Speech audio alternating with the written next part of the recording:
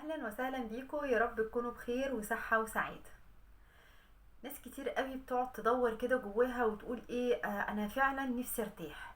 نفسي احس ان انا مش طول النهار دمي محروق. انا اغلب الناس اللي حواليا بتستفزني. بصراحة الناس بقت مستفزة وبقت تحرق الدم وبقت بتخلي الواحد في قمة العصبية.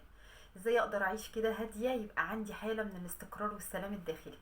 انا شايفة ان اهم 3 قواعد لو فعلا التزمنا بيهم، ركزنا معاهم، حاولنا نطبقهم في حياتنا صح، الموضوع هيفرق معانا كتير.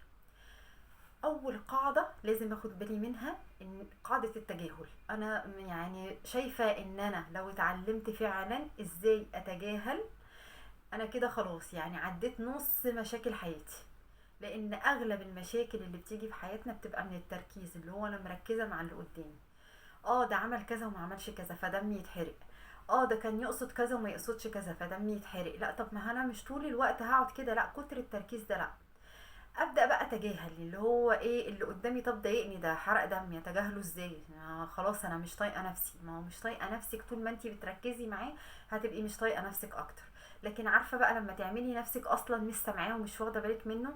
يعني انتي لو في الشغل مثلا وجي مديرك بدا ان هو يكلمك بشكل مش كويس او يضغط عليكي في الشغل او يطلب منك طلبات اوفر، وانتي خلاص مضطره تستحملي عشان انتي محتاجه الشغل دوت. او يعني اغلب الناس دلوقتي اللي هو ايه، فخلاص يعني انا مضطره استحمل علشان انا عايز الشغل ده. هل هتقومي تزعقي معاه؟ انت مش قادره بقى. طب تقعدي تاكلي في نفسك كده لحد ما تطقي تموتي؟ لا طبعا، ما انا مش هعمل كده. انا اعمل ايه؟ انا اعمل نفسي مش سامعاه. طب انا جوايا طاقه وغل، مش يعني خلاص فعلا عايزه اطلعه في اي حد، طلعيه في الشغل بقى.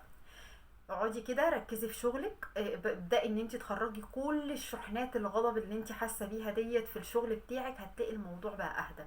هتحسي ان انت مع الوقت طبعا اي حاجه في الدنيا، اي حاجه في الدنيا هتبدأي تعمليها جديده، اي عاده بتدخليها، اي قاعده بتحاولي تطبقيها، في البدايه بتبقى صعبه جدا، لكن مع الوقت وبالاستمراريه هتبصي تلاقي نفسك اتعودتي. انا مش بقول كلام كده وخلاص، فعلا على فكره انا كنت اكتر حد عصبي، كنت اكتر حد سهل ان انت تستفزه. كنت اكتر حد بركز زيادة عن اللزوم، فالموضوع كان بيتعبني وبيجي على اعصابي قوي. بدأت فعلا يعني اطبق قاعدة التجاهل دي، اللي هو ايه، لا انا مش شايفة اللي قدامي، انا مش سامعاه، عندي اي حاجة خانقاني مضايقاني، فانا بحاول اطلع الباور ده في اي حتة تانية. انا بحب اقرا مثلا، اجيب كتاب اقراه. بحب يعني اشتغل، اقوم اروق اي حاجه في البيت، اقوم اعمل اكله، اعمل اي حاجه، المهم ان انا اشغل نفسي واحاول الطاقه اللي جوايا ديت ما اكبتهاش، لان الكبت برضو ده حاجه وحشه جدا. فاول قاعده لازم تتعلميها ان انت تتجاهلي. تخيلي كده ان انت ماشيه في الشارع وجم شويه هوا ودخلوا تراب في عينك، هتقفي تتخانقي مع الهوا ان هو دخل التراب في عينك؟ اتعاملي مع البني ادمين من المنطلق ده، اللي هو الحاجه اللي عملوها ما تشغليش دماغك بيها، طالما الحاجه ما تمسش كرامتك، ما يعني ما تجرحكيش، خلاص اعملي نفسك مش واخده بالك، اللي هو عارفه وانا عامله نفسي نايمه، اعملي نفسك من بنها مش شايفه اي حاجه خالص. تاني بقى قاعده لازم اطبقها، قاعدة تسليط الضوء. القاعدة دي مهمة جدا جدا جدا جوه البيوت. اللي هو بقى ايه، يعني انت ساعات تبقي طالع عينك وعمالة تعملي لولادك وعمالة تعملي لجوزك، وفي الاخر ايه؟ انت مش مهتمية بيا، انت مش مركزة معايا، انت مش بتعملي لي الحاجة الفلانية. ما اصل انت مركزة مع اخويا ومش مركزة معايا انا. ويجي هو اصل انت طول النهار مشغولة، واما اجي انا حاجتي هي اللي بتتنسي. ما هو اصل انا اصلا مش في دماغك، وتبدأي تسمعي بقى هجوم هجوم، وانت اصل ايه ده انا طول النهار واقفه، ده انا خلاص اللي هو باجي اخر اليوم بيغمى عليا، مش بقعد من كتر التعب. فانتي بقى تعملي ايه؟ ده انا النهارده عامله بيتزا وابني الكبير بيحب البيتزا، فانا اقوم عامله بقى ايه، مسلطه الضوء على النقطه دي. تعالى حبيبي، انت عارف النهارده انا عامله ايه؟ انا عامله بيتزا، ده انا عاملاها مخصوص عشانك.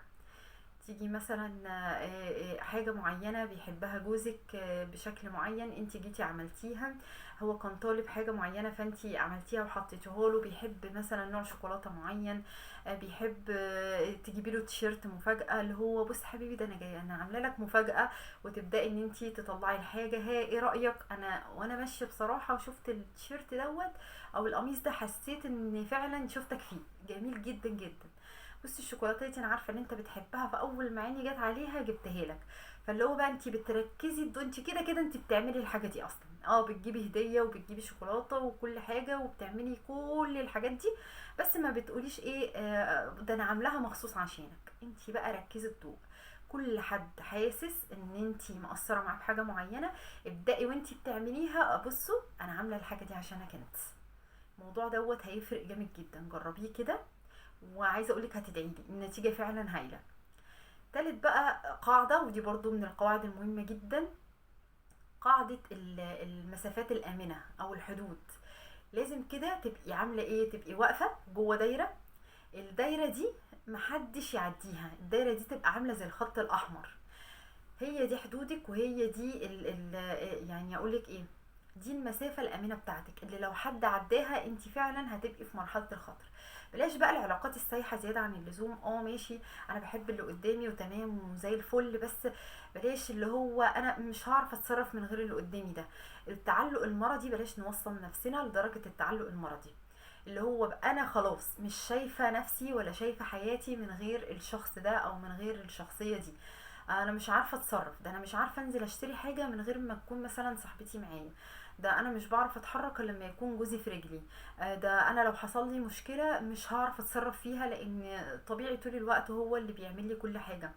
لا، مفيش الكلام ده، بلاش نسيح كده اكتر من اللازم.